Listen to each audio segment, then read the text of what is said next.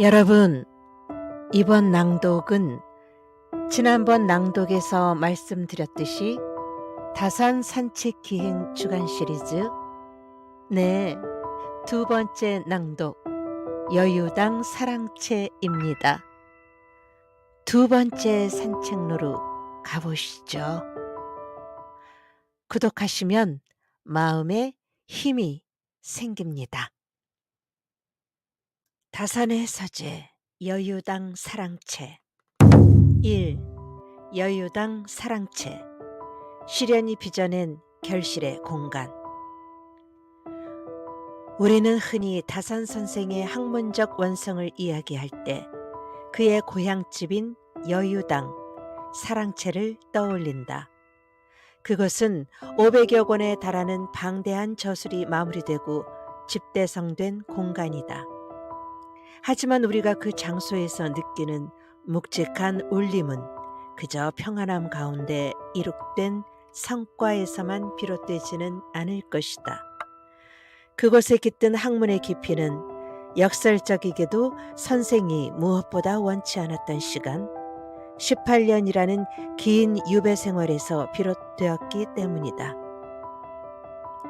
만일 다산 선생이 당시의 정치적 경랑에 휘말리지 않았다면 어쩌면 그는 여유당에서 더 많은 시간을 보냈을지도 모른다. 조정에 남아 자신의 경륜을 펼치며 순탄한 관료의 삶을 살았을 수도 있겠다. 하지만 역사는 그에게 다른 길을 걷게 했다. 그는 모든 것을 박탈당한 채 머나먼 귀양지로 향해야 했다. 이는 한 개인에게 닥칠 수 있는 크나큰 시련이었다. 삶의 기반이 송두리째 흔들리고 앞날을 기약할 수 없는 막막함이었을 것이다. 중요한 것은 그가 그 시간을 어떻게 보냈는가 하는 점이다. 그는 주저앉아 세월을 한탄하거나 세상을 원망하는 데 시간을 쓰지 않았다. 흔히 그런 상황에 처하면 좌절하거나 혹은 현실을 외면하기 쉽다. 하지만 다산 선생은 그 혹독한 시간을 자신을 새롭게 빚어내는 기회로 삼았다. 그는 시련을 이겨내는 한 가지 방법으로 학문과 저술을 택했다. 어쩌면 이는 방법이라기보다 그가 삶을 영위하는 방식 그 자체였을지도 모른다. 그러한 태도 덕분에 다산 선생은 기나긴 유배 시간을 버틸 수 있었다. 그리고 그 시간은 버티는 데 그치지 않고 쌓아가는 시간으로 채워졌다. 그는 자신과 자신을 둘러싼 모든 것을 깊이 살피는 공부를 이어갔다. 정계에 있을 때는 미처 돌아보지 못했던 백성의 삶, 무너진 제도의 구석구석을 파고들었다. 유배지에서 만난 사람들의 고통은 그의 학문이 나아가야 할 방향을 일깨워 주었다. 그는 붓을 들어 그 문제들을 기록하고 해결책을 모색했다. 그 과정에서 수많은 책이 구상되고 쓰였다. 유배가 풀린 후 여유당으로 돌아와서도 그 저술 활동이 활발하게 이어져 500여 권의 대업을 남길 수 있었던 것은 바로 그 유배지에서 다져진 학문의 힘 덕분이었다. 그의 공부는 세상의 이치를 깨닫고 자신을 단단하게 규정하는 과정이었다. 그는 제도와 동시에 내면을 향한 공부를 멈추지 않았다. 관직에 나아가 세상을 경영하고자 했던 젊은 날의 뜻이 꺾였을 때 그는 좌절하는 대신 붓을 들었다. 벼슬길이 막힌 학자에게 공부란 무엇이었을까? 그 공부는 세상에 쓰이기 위함에 앞서 스스로 존재하기 위한 것이었다. 그에게 독서와 글쓰기는 현실 도피와는 거리가 멀었다. 오히려 현실을 직시하고 그 안에서 자신이 할 수 있는 일을 찾는 행위였다. 그는 고통스러운 현실을 배움의 재료로 삼았다. 그는 유배지에서 두 아들에게 편지를 보내며 공부를 독려했다. 이것은 어떤 상황에서도 배움을 통해 삶의 중심을 잃지 말라는 아버지의 마음이었다. 다산 선생 스스로가 그것을 실천했다. 그는 독서를 하며 자신을 돌아보았고 글을 쓰며 생각을 벼렸으며 제자들을 가르치며 자신의 학문을 체계화했다. 이 꾸준한 배움의 일상이 그를 무너지지 않게 지탱해 주었다. 결과적으로 다산의 유배 기간은 그를 더욱 큰 사람으로 만들었다. 시련은 그에게서 많은 것을 앗아갔지만 동시에 무엇과도 바꿀 수 없는 깊이를 더해 주었다. 그가 유배 기간에 구축한 자신만의 공부 방식과 습관은 훗날 여유당 서재에서 그의 학문이 만개할 수 있도록 하는 굳건한 밑거름이 되었다. 세상의 많은 이들이 인생의 어려운 고비에서 책을 통해 길을 찾았음을 우리는 종종 듣게 된다.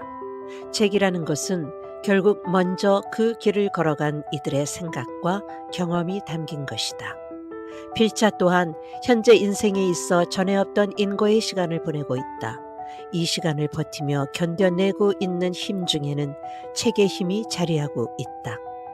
나 자신이 책을 쓰고 엮는 일을 통해 이 시간을 견뎌내고 있듯 어둡고 긴 시간을 지나는 동안 다산 선생이 그러했듯이 책을 읽고 글을 쓰는 과정은 그 자체로 힘이 되었다. 그것은 외부의 어려움으로부터 나를 지키는 울타리가 되었고 동시에 내면의 중심을 잡도록 돕는 기둥이 되었다. 다산 선생이 겪었던 시련의 무게를 감히 짐작할 수는 없을 것이다. 하지만 그가 그 시간을 어떻게 대했는지는 그의 저술들이 증명하고 있다.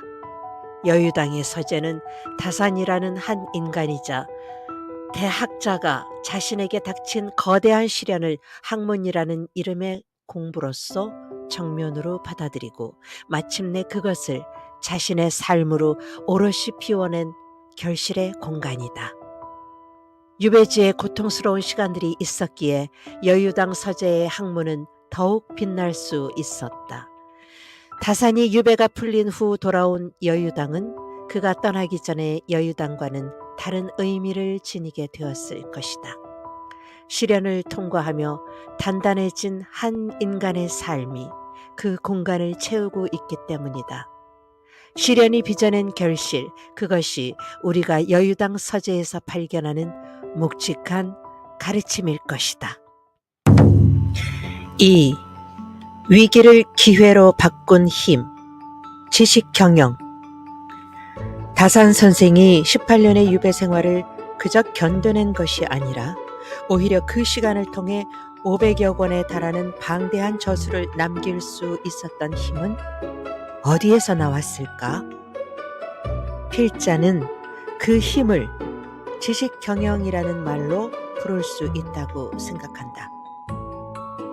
그가 행한 경영이란 배운 것을 흩어지지 않게 관리하고 엮어서 새로운 깨달음을 만들며 그것을 쓸모있게 다듬는 일련의 활동이었다.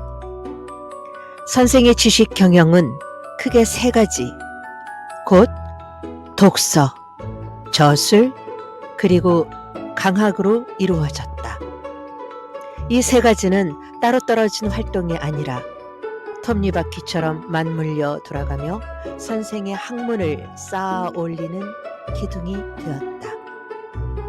가장 먼저 다산 선생이 지식경영을 위해 사용한 수단은 독서이다. 다산은 유배지에서 수많은 책을 읽었다.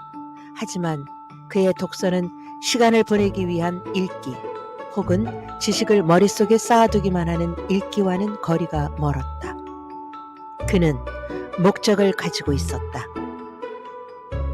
백성의 고통을 목격하며 그 원인을 경전과 역사서에서 찾았고 낡은 제도를 고칠 방안을 옛 글에서 구했다.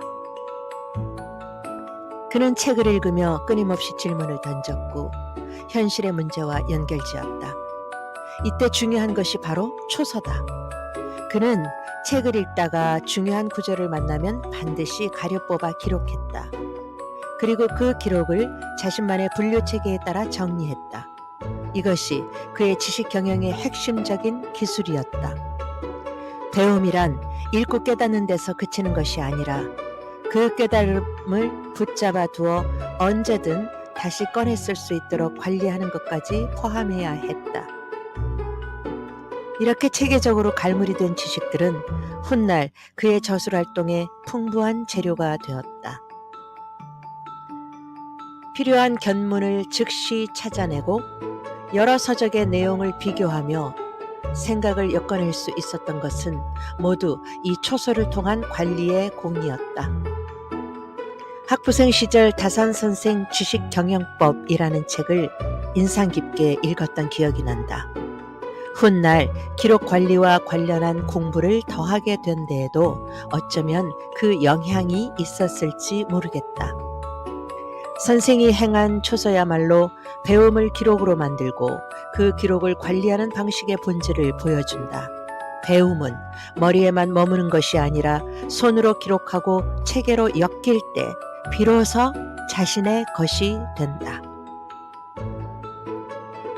공부의 다음은 저술이다. 다산에게 글쓰기는 배움의 완성이었다. 그는 읽고 생각한 것을 반드시 글로 썼다. 글을 쓰는 과정은 머릿속에 흩어져 있던 생각의 조각들을 하나로 꿰는 일이다. 그는 저술을 통해 자신의 견문을 체계화하고 생각을 논리적으로 다듬었다. 500여 권의 저술은 유배라는 고통스러운 시간을 활용해 배움의 결과물을 끊임없이 도출해낸 산물이다. 그는 하루라도 붓을 놓지 않았다. 글을 씀으로써 그는 어제의 자신보다 조금 더 깊어진 오늘의 자신을 마주할 수 있었다. 그 후 마지막으로 강학이라는 단계가 이어진다. 다산은 유배 지역에서도 제자들을 받아들여 가르침을 베풀었다. 강학은 그에게 지식을 나누는 일이면서 동시에 자신의 학문을 더욱 단단하게 다지는 일이었다. 제자들에게 가르치기 위해서는 자신이 먼저 완벽하게 이해해야 했다.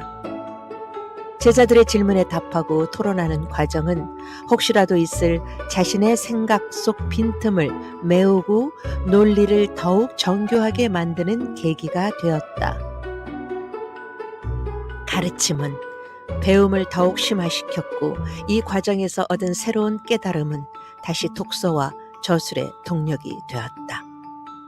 이처럼 다산의 독서, 저술, 강학은 서로를 밀고 끌며 하나의 거대한 순환을 이루었다. 그는 이 배움의 방식을 유배 기간 내내 꾸준히 실천했다. 이것이 바로 그만의 공부 습관이었다. 그는 자신에게 닥친 시련을 통제할 수 없었지만 그 시련의 시간을 어떻게 사용할 것인지는 스스로 결정했다. 그리고 그는 그 시간을 배움과 저술로 가득 채우는 길을 택했다. 지금 우리가 돌아보는 여유당 서재에는 다산이 500여 권에 달하는 책을 저술할 수 있었던 그만의 방식이 담겨 있었을 것이다. 비록 선생의 손때 묻은 서책들은 지금 남아있지 않아 그 실체를 모두 알 수는 없지만 유배가 풀린 후 선생이 돌아와 학문을 집대성한 그 공간은 시련을 학문으로 승화시킨 지식 경영의 힘을 우리에게 묵묵히 보여준다. 다산이 구축한 이 공부의 체계, 즉 배움을 엮어 쓸모있게 만드는 이 경영의 방식이야말로 그가 유배의 시간을 견디고 위대한 학자로 우뚝 설 수 있게 한 원동력이었다. 3. 공부의 진정한 목적. 나 자신을 아는 것. 다산 선생이 유배지에서 행한 지식 경영은 그저 책을 쓰기 위한 기술이었을까? 그가 그토록 독서와 저술 강하게 몰두했던 이유는 무엇일까? 그 모든 배움의 활동은 결국 하나의 목적, 바로 자기 경영으로 향하고 있었다고 생각한다. 그리고 자기 경영의 시작은 나 자신을 아는 것이다. 다사는 관직에 있을 때와는 다른 방식으로 자신을 깊이 들여다보는 시간을 가졌다. 비록 죄를 받아 멀리 귀양온 처지였지만 그는 그 시간을 자신을 제대로 이해하고 스스로를 돌보는 기회로 만들었다. 유배 시절에도 공부를 손에서 놓지 않은 까닭 중 하나가 여기에 있다. 한 개인이 공부를 하는 이유는 여러 가지가 있겠으나 그 근본에는 나 자신을 바로 알고 스스로의 마음을 단단하게 하려는 목적이 자리해야 한다. 진짜 자신의 인생을 사는 사람은 타인보다는 자신에게 더욱 관심을 기울이며 자신을 가꾸는 데 힘쓴다. 스스로의 삶을 꾸려가는 데 바쁘기에 굳이 타인의 일에 왈가왈부할 필요를 느끼지 못한다. 더불어 타인과 비교를 하지 않기에 상대적인 패배감이나 열등감 같은 감정에 휩쓸릴 겨를이 없다. 이러한 사람이 곧 정신이 건강한 사람일 것이다. 한 개인의 정신과 마음이 흔들리지 않는 상태가 되었을 때 비로소 삶의 시련 앞에서도 굳건히 설 수 있다. 역사 속에서도 그렇고 많은 사람이 험난한 인생을 헤쳐나가기 위해 참고하는 오랜 고전 중에 손자병법이 있다. 이 책은 본래 병법서이지만 그 속에 담긴 이치는 삶에도 두루 통한다. 우리에게 잘 알려진 지피지기 백전불태라는 글귀가 있다. 상대를 알고 나를 알면 100번 싸워도 위태롭지 않다는 뜻이다. 사람들은 흔히 지피, 즉 상대를 아는 것에 집중하곤 한다. 하지만 그보다 앞서는 것이 바로 지기, 곧 나를 아는 것이다. 전쟁에서 이기기 위해서도 자신을 먼저 알아야 하듯 한 번뿐인 인생을 제대로 살아내기 위해 필요한 것 역시 다른 무엇보다 나 자신을 아는 일이다. 다산이 행한 공부가 바로 그러했다. 그는 독서를 통해 옛 선현들의 지혜를 배우며 자신을 비추어 보았고 글쓰기를 통해 자신의 생각을 정리하며 스스로의 부족함을 깨달았다. 제자들을 가르치는 일은 자신이 아는 것을 더욱 명료하게 만들어 역으로 자신이 무엇을 알고 무엇을 모르는지 깨닫게 했다. 이 모든 지식 경영의 활동은 그가 나 자신을 아는 깊이를 더해가는 과정이었다. 다산 선생의 여유당 서재는 바로 이와 같은 나를 아는 공부를 생각하게 하는 공간이다. 한 공간은 그곳에 머무는 사람의 특성과 성향을 고스란히 드러낸다. 다산이 진짜 인생을 살기 위한 공부 방법을 실천한 곳이며 그렇게 쌓은 배움을 바탕으로 자신을 경영하고 나아가 세상을 향한 저술로 완성시킨 곳이다. 그곳에서 이루어진 수많은 저술활동, 그리고 그 저술들을 대표하는 여유당 전서는 다산의 생각과 철학이 오롯이 담긴 자기 경영의 산물이라 할 수 있다.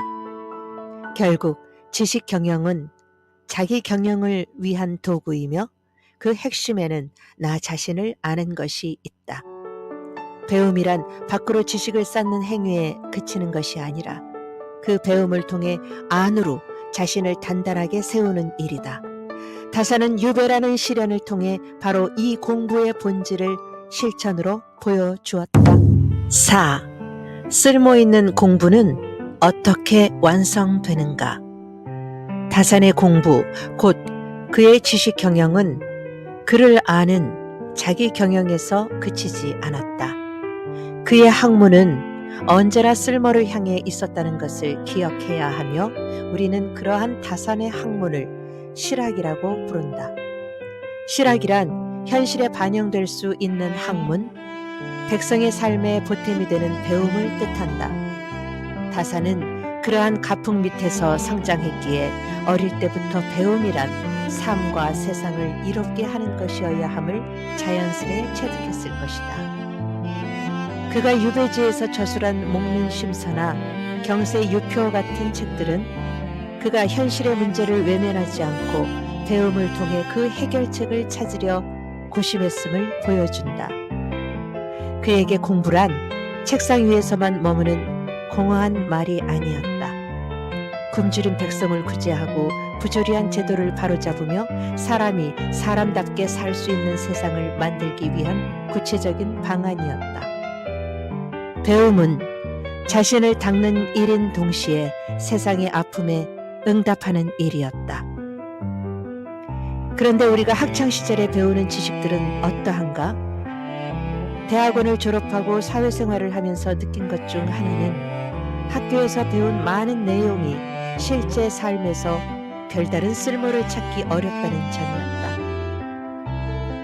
교과서를 통해 배우는 지식들이 현실의 삶과 동떨어진 채 그저 시험을 위한 것으로만 남는 경우가 많았다. 물론 삶을 살아가는 데 필요한 지식들도 있었으나 그런 배움들은 흔히 중요하다고 여겨지는 과목들의 그늘에 가려지기 일쑤였다. 더욱 안타까운 것은 많은 아이가 공부를 어려워하고 싫어한다는 사실이다. 어른들은 아이들에게 그저 성공한 인생을 살기 위해서 공부를 해야 한다고 다그칠 뿐 왜 공부를 해야 하는지 아이들의 눈높이에 맞게 설명해 주지 못한다. 부모의 양육 방식이나 교육 방식에 따라 조금씩 다르기는 하겠지만 많은 경우 자녀들에게 싫어도 공부를 해야 하는 이유를 제대로 납득시키지 못하고 있다. 사람은 어떤 행동을 하는 이유가 명백하거나 스스로 그 행동의 당위성을 충분히 이해하고 받아들였을 때 비로소 움직인다. 공부를 싫어하는 아이들은 대부분 공부를 해야 하는 까닭을 알지 못한 채 혹은 그 당위성을 받아들이지 못한 채 억지로 공부를 하고 있기 때문일 수 있다. 다산이 배움을 쓸모로 완성시키는 500여 권에 달하는 저술활동을 할 수 있었던 이유도 여기에 있다. 그는 배움을 끊임없이 해야 하는 당위성을 일찍부터 이해하고 이를 받아들였다. 그에게 공부는 억지로 해야 하는 과업이 아니었다. 자신의 존재를 굳건히 정의하고 나아가 어지러운 세상을 바로잡기 위해 반드시 해야만 하는 일이었다. 그 명확한 목적이 있었기에 그는 유배라는 극한의 시련 속에서도 붓을 놓지 않을 수 있었다. 또한 그는 자신에게 맞는 공부법을 꾸준히 찾았다. 사람마다 성향이 다르듯 배움을 받아들이는 방식도 저마다 다를 수 있다. 하지만 우리의 교육 현실은 아이들의 성격이나 학습 성향에 걸맞은 공부 방법을 세심하게 알려주지 못하고 있다. 다사는 자신에게 가장 적절한 지식 경영의 방식, 초서, 저술, 강학을 찾았고 그것을 꾸준히 실천했다. 그 결과 시간이 흐를수록 그는 자신의 철학과 생각이 담긴 다양한 분야의 서적들을 자유자재로 저술할 수 있었다. 결국 쓸모있는 공부란 배움의 목적을 스스로 이해하는 데서 시작한다. 그리고 그 배움을 현실의 삶에 적용하려는 의지를 통해 완성된다. 다산의 실학은 한 사람이 세상에 태어나 주어진 현실에서 가능한 사람답게 살기를 바라는 마음에서 발전했다. 배움이 자신의 삶을 위한 쓸모가 되고 더 나아가 많은 사람의 삶에 쓸모가 될 수 있게 할 때 그 공부는 비로소 완성된다. 다산이 평생에 걸쳐 실천한 공부가 바로 그러한 공부였을 것이다. 5. 시련의 시간을 건너는 우리 시대의 서재. 우리의 걸음은 다산이 말년을 보낸 여유당 서재에서 시작했다. 그 공간을 채우고 있는 것은 묵향이나 책의 무게에 더해 한 인간이 시련을 받아들이고 그것을 학문으로 꽃피워낸 삶의 태도다. 여유당 서재는 진짜 공부가 무엇인지, 그리고 그 공부를 통해 자기 경영을 이룬다는 것이 어떤 의미인지 우리에게 보여주는 상징과도 같은 것이다. 다산이 보여준 공부의 방식, 읽고 쓰고 가르치며 자신을 굳건히 구축하는 일. 이것은 겪고 있는 어려움이 크고 작음을 떠나 삶의 고비를 지나는 모든 이에게 깊은 울림을 준다. 그가 유배지에서 행한 지식 경영은 흩어진 마음을 붙들어매고 고통의 시간을 배움의 시간으로 바꾸는 힘이 되었다. 필자 또한 앞서 고백했듯이 삶의 어둡고 긴 시간을 지나고 있다. 이 글을 쓰고 엮는 과정은 다산 선생이 그러했듯이 지금의 힘든 시간을 버티고 견디게 하는 힘이 되었다. 틈틈이 책을 읽고 나름의 방식으로 마음을 다스리며 이 시간을 어떻게든 극복하고 스스로 성장하는 기회로 만들려 애썼다. 다산에게 여유당 서재와 유배지의 서책들이 시련을 이겨내는 버팀목이자 성장의 발판이었다면 지금 시대를 살아가는 이들에게는 각자 자신만의 서재가 필요할 것이다. 그것은 책이 가득한 물리적인 방을 가리키는 말에 그치지 않는다. 어떤 이에게는 그것이 책 읽기일 수 있고 어떤 이에게는 글쓰기일 수 있다. 또 누군가에게는 붓을 들거나 흙을 만지거나 혹은 묵묵히 자신만의 배움을 이어가는 그 시간 자체일 수도 있다. 중요한 것은 그 형태가 아니다. 그 행위를 통해 자신을 돌아보고 내면의 중심을 잡는 일이다. 다산이 지식 경영을 통해 자기 경영을 이루었듯이 우리도 각자의 방식으로 자신을 세우는 공부가 필요하다. 다산의 여유당 서재를 관통하는 단어는 바로 경영이다. 개인이든 가정이든 사람은 인생을 살면서 스스로를 경영해야 함과 더불어 경영해야 할 것들이 가득한 세상에 살고 있다. 그리고 경영을 잘하기 위해서는 알미 필요하다. 다산의 삶이 이를 증명한다. 이제 우리의 삶에 주어진 경영들을 잘 해내기 위해 나에게 필요한 배움과 능력은 무엇인지 생각해 볼 차례다. 이 산책의 첫 장소인 여유당에서 우리는 삶의 방향을 고민해 보았다. 여유당 서재에서 우리가 함께 나눈 지혜를 바탕으로 그것을 실천할 수 있는 일은 무엇이 있을지 곰곰이 생각해 보자. 나의 삶을 단단하게 만들어줄 진짜 공부는 무엇인지 스스로에게 물음을 던져보자. 네, 여러분. 우리들이 공부라는 단어를 좀 싫어하죠? 이번 낭독의 내용에서는 공부라는 단어가 많이 등장하는데요.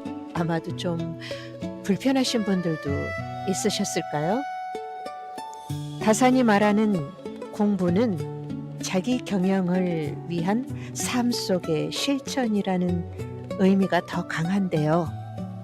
그래서 다산의 여유당 사랑채는, 즉 다산의 서재는 자신의 시련을 학문으로 승화시키고 자신을 경영하는 공간이었습니다.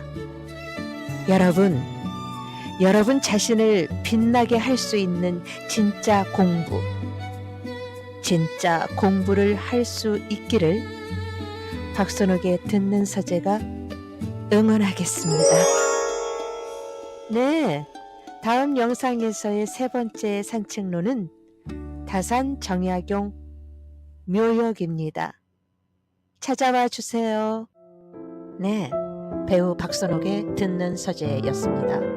그런데 여러분, 목소리의 주인공인 배우 박선옥의 진짜 삶, 배우로서의 현장이 궁금하지 않으신가요? 궁금하시다면 배우 박선옥 세상에도 방문해주세요. 고정 댓글에 올린 링크 클릭하시면 금방 가실 수 있답니다. 여러분, 자주 만나요.